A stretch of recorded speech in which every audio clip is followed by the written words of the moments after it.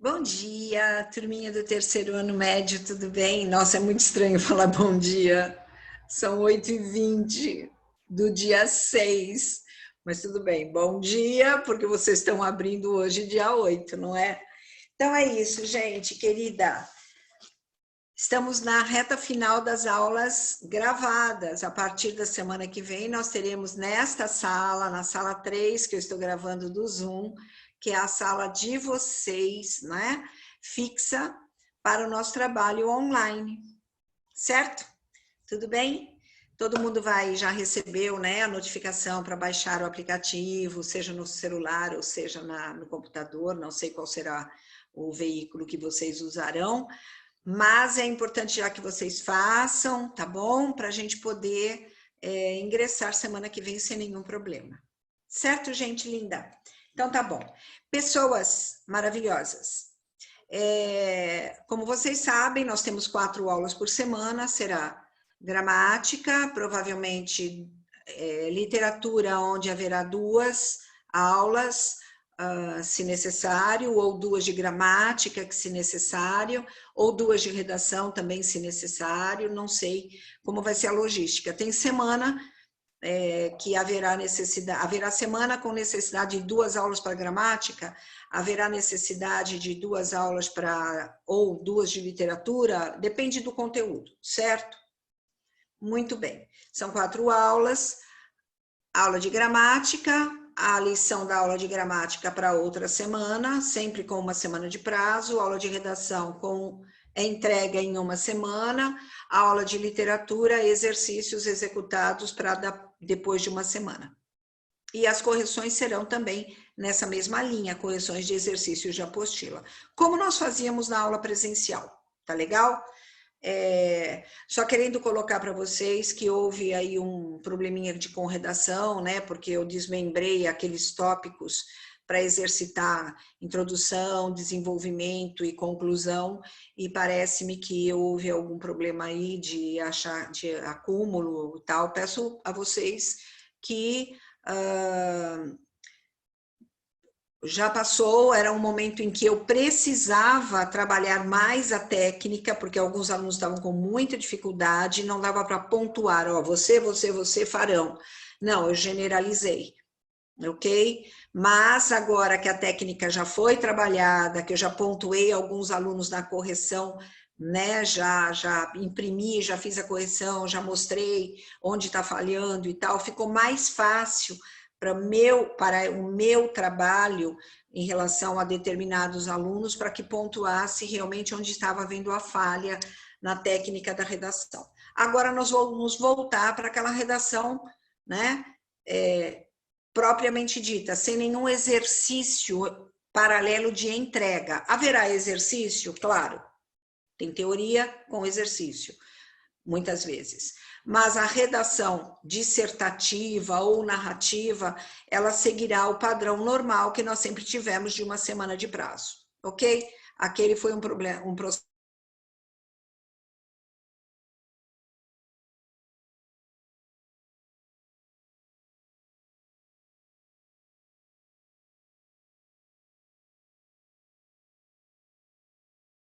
pontual.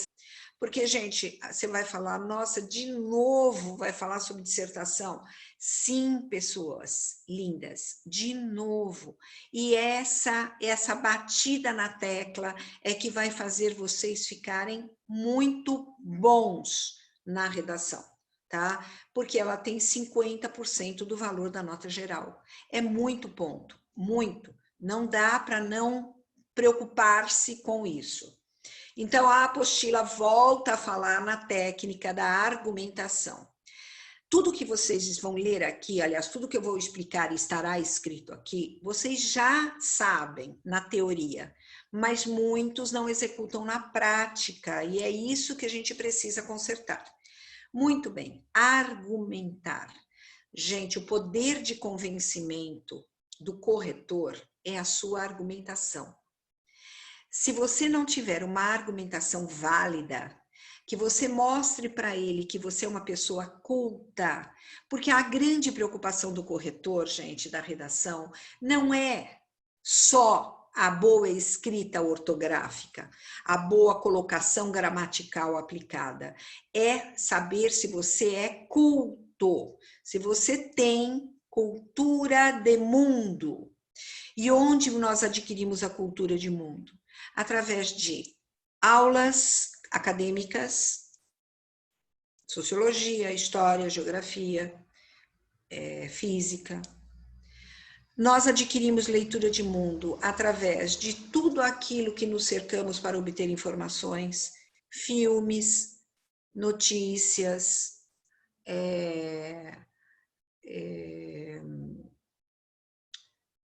fatos que são relatados ou no boca a boca, ou pela televisão, ou pela internet, pelas redes sociais, fatos.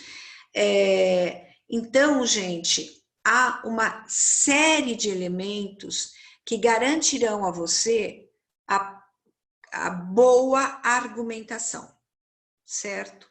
Então, por exemplo, se você está falando sobre preconceito e você sabe que em determinados livros literários o preconceito foi assunto destacado, você pode se apropriar dessa lembrança para argumentar, tá?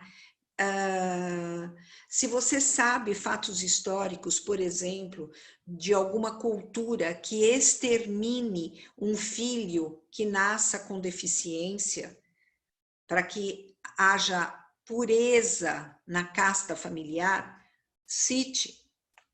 Ou seja, se você sabe, por exemplo, de um pouco de economia, e nós estamos falando sobre um assunto que tem a ver sobre o processo da economia, né? Como, por exemplo, a destruição do meio ambiente ocasionado pelas grandes indústrias, você pode falar sobre um assunto econômico inserido nisso. Teorias filosóficas, teorias sociológicas, fala de pessoas importantes. Às vezes a pessoa não tem ligação direta com o assunto, mas é alguém conhecido, Charlie Chaplin. Charlie Chaplin era um grande pensador, ele tinha frases incríveis que foram proferidas por ele e marcaram muito.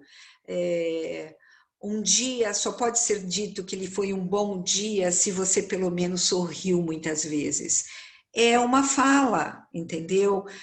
Marcante de uma pessoa conhecida, que pode ser enxertada numa argumentação dependendo do tema que se for abordar. Então, é isso que vocês precisam entender. Gente, quais os tipos de argumentos que eu posso usar? Exemplificação é um recurso eficiente na argumentação, pois chama a atenção do leitor para pontos específicos da matéria abordada. Então, exemplificar, que é isso que eu acabei de falar para vocês, tá? Enumeração, ou seja, listagem de fatos, listagem de exemplos ou de assuntos que são colocados numa certa ordem. Pode ser uma ordem cronológica, por exemplo, tá? Testemunho, a citação de declarações de pessoas envolvidas no problema, mas pessoas, gente, que sejam conhecidas do grande público. Tá? Não pode ser, por exemplo, a sua vizinha, ou o seu primo, ou o pastor da igreja. Não pode, tem que ser uma pessoa de conhecimento público. Citação de juízo, citação ou juízo de autoridade. Alguma pessoa que seja especialista naquele tema e que ele tenha alguma influência sobre aquele tema e você se lembre de algo que foi dito porque você ouviu na televisão, não precisa ser exatamente com as mesmas palavras, mas você pode parafraseá-lo. Por isso que a gente aprende paráfrase, para poder, né, fazer a colocação da pessoa com suas próprias palavras. Dados estatísticos, e olhe, preste bem atenção, às vezes acontece dos textos de apoio que são colocados no Enem, eles aparecem lá com alguns dados estatísticos, um gráfico, por exemplo. Você pode fazer uso dele, sim, mas como você vai fazer uso dele? Você vai mudar um pouco a estrutura frasal ou a estrutura do parágrafo para enxertar aquele dado. Tá? Então, por exemplo, você tem lá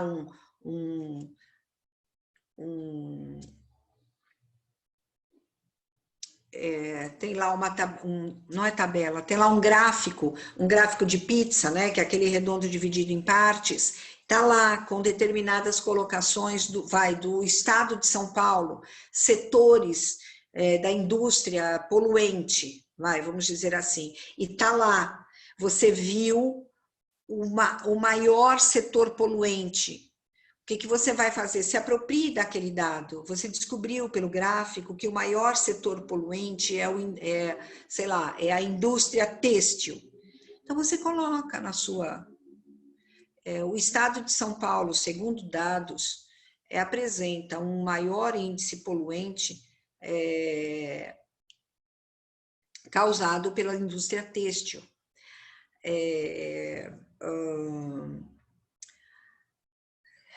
Sei lá, e aí você enxerta, dizendo que os empresários desse setor precisam ser, de alguma forma, trabalhados para que haja uma melhoria na condição do meio ambiente, se ele usar de alguns mecanismos para diminuir a intensidade de poluentes jogados no ar. Sei lá. Então, você se apropria de um dadozinho, entendeu? Você não necessariamente vai escrever o que está lá no esquema completo. Isso é possível. Porque dados estatísticos, gente, você só vai tê-los se você realmente tiver domínio total sobre o assunto, porque você já leu muito sobre aquilo. Caso contrário, dado estatístico, você vai poder se apropriar lá do texto de apoio. Aliás, se você assistiu minhas aulas gravadas, você percebeu que nas últimas aulas do mês passado, do mês de junho, eu postei uma youtuber que é uma menina fantástica, adoro aquela menina, porque além dela ser uma ótima escritora de redações, ela tem umas dicas super incríveis para os adolescentes, tá? Um vídeo que eu postei é o que fazer se você não domina nada sobre o tema da redação do Enem. Como você pode dissertar não manjando nada? Então, ela dá vários truques, gente. É incrível aquilo. Anotem, façam uso, vocês vão precisar muito daquilo, tá? Não tenham preguiça, não. Anota mesmo, decora aquelas táticas, ou uma das táticas. Eu coloquei lá 50 citações que você pode utilizar. Escolha 5 delas para temas diferentes, ou 5 que se encaixam em todos os temas. Ela dá essas dicas. É super importante, tá bom? Certo? Bom, aí ele diz, gente, o que não é um argumento. Cuidado, crença religiosa, jamais ponha, nunca. Tá, gente? Não pode. Falar de Deus, falar de Bíblia, falar de Alcorão, não pode. Gostos preferenciais, pessoais, né? Gostos e preferências pessoais, não pode. Você não pode escrever texto onde você manifeste subjetividade. O que quer dizer isso? Você não pode colocar no seu texto nada que tenha conotação de gosto pessoal. Por exemplo, você não pode usar como argumento uma ideologia política. Não pode. Por mais que você queira, e talvez até você tenha razão, mas não pode. Então, por exemplo, você colocar, por exemplo, sobre o governo atual, sobre o governador do estado de São Paulo, que está sendo, né, criticado por uns, elogiado por outros, e assim, porque existe aquela divisão ideológica. Você não pode fazer alusão, nem contra nem a favor. Por quê, gente? Porque isso é ideologia. Além do que, se você pegar um corretor ferrenho, que é ou contra o governador, mortalmente contra, e você cita alguma coisa favorável a ele, ele vai te analisar muitas vezes com maus olhos. Sabe lá se ele não é extremista? Ou então você pega um bolsonarista ferrenho e você critica o presidente. Existem pessoas extremistas, que elas não sabem separar o joio do trigo, tá? Então você acaba se prejudicando, você não sabe quem vai corrigir. Você não sabe o humor daquela pessoa naquele dia. Você não sabe até que ponto ela vai gostar de ouvir, por exemplo, você falar contra aquele a quem ela vota e ela a quem ela é devota. Vota e é devota, né? E aí? O que acontece com você? Você vai ser prejudicado por isso? Então, tomem muito cuidado. Não coloquem conotações ideológicas e políticas. Não pode, tá bom? Outra coisa que eles dizem, generalizações indevidas. Você generaliza. Por exemplo, dizer que todo político é ladrão, é uma generalização. Colocar, por exemplo, que a maioria das mulheres são desinteressadas por tecnologia, sei lá, não pode, você generalizou, não pode, tá? Preconceitos, isso não preciso nem comentar, certo? Argumentos que são fracos. Então, nós vimos o que não é argumento, agora nós vamos ver argumentos fracos. São as chamadas falácias argumentativas. Aquela que parece, né? Ela tem, aparentemente, ela é válida, mas ela não é, ela leva a um engano, né? Ou a um erro. Por exemplo, aqui eles têm nomenclaturas em latim que eu vou explicar para vocês. Argumento ad hominem, contra o homem. Argumento dirigido à pessoa, ela desqualifica uma pessoa oponente. É o que eu falei para vocês, politicamente falando, isso é um argumento que não pode ser feito, tá? O argumento ad hominem, você ataca uma pessoa especificamente, certo? Não pode fazer isso. Argumento ad ignorantiam, é o argumento que apela para a ignorância. Aceita-se algo como verdadeiro porque até aquele momento não se demonstrou a sua falsidade. Não pode, tá? Você não pode colocar como verdade plena aquilo que ainda não é constatado como uma grande verdade, só porque você acha isso.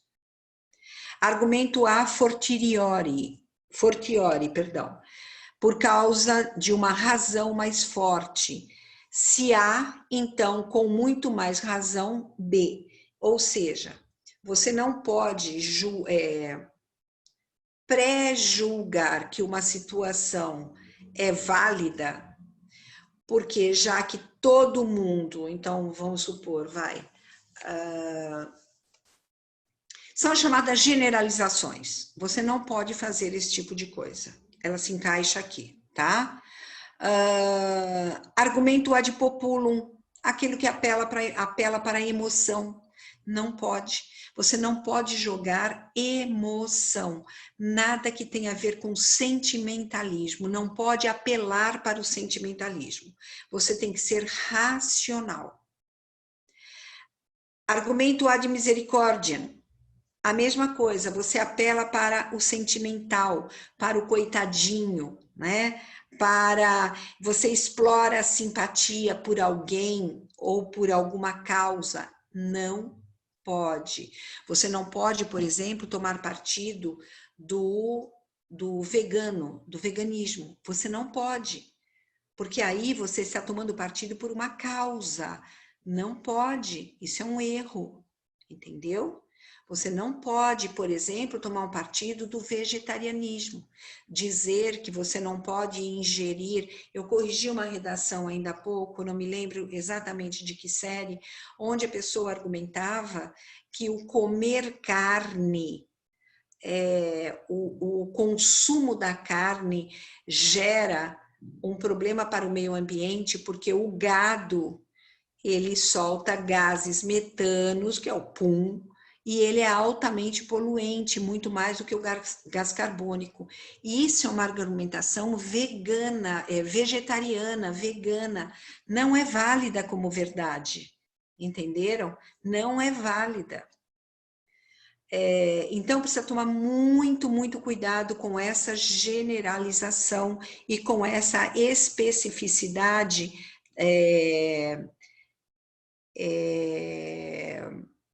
porque você tem uma simpatia pela causa. Ela não tem fato científico comprobatório, tá bom? Argumento ad baculum. O que é o ad baculum, gente? É argumentação pela força.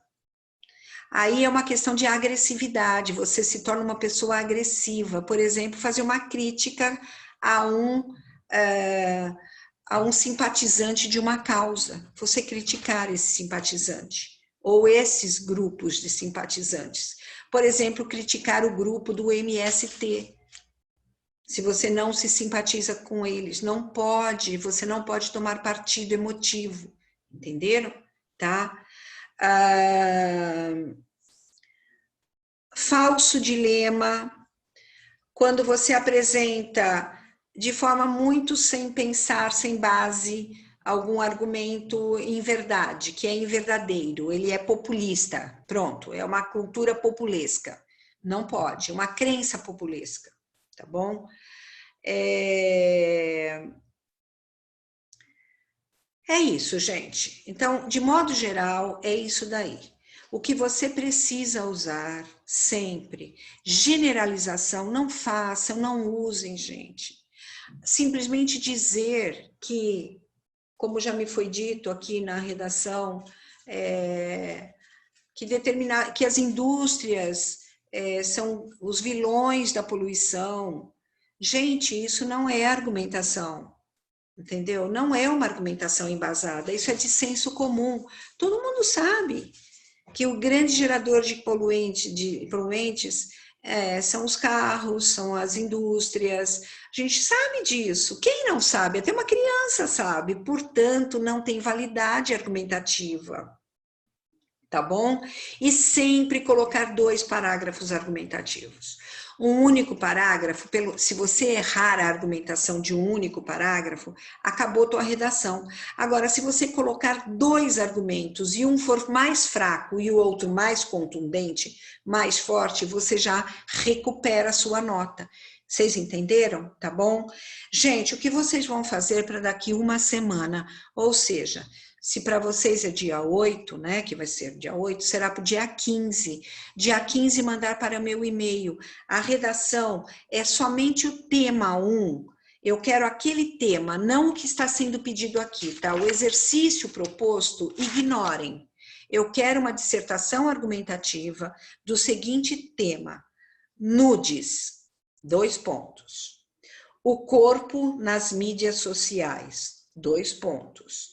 Liberação ou banalização? Veja, ele faz o quê?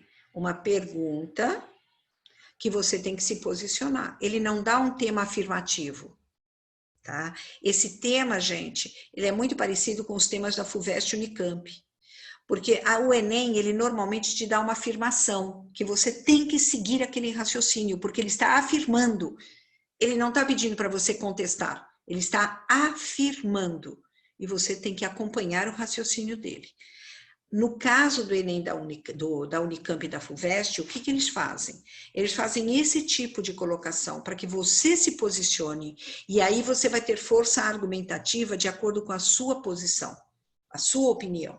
Entenderam? Então, o que vai valer aí é a maneira como você defende a sua tese, a sua ideia.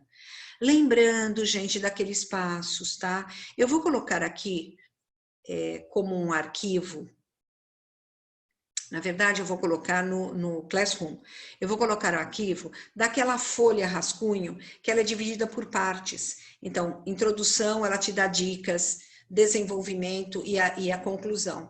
Façam a digitação, não na folha, claro, mas leiam aquela folha. Tá? Ela vai servir de norteadora para você montar uma boa redação. Certo, turminha linda? Então é isso. Atividade da página 45, o tema 1 a ser desenvolvido. Perfeito? Um beijo para vocês, fiquem com Deus e a gente vai se ver agora na aula de sexta-feira, gravada, e depois... Ah, não, e tem uma aula online ainda essa semana, tá bom? A gente se vê na aula online. Eu gostaria muito de ver todo mundo, se possível, tá bom? Tem muitos alunos que não estão entrando, eu gostaria que entrasse para a gente conversar, certo? Outra coisa, eu sei que a aula é muito cedinho, não é do oitavo...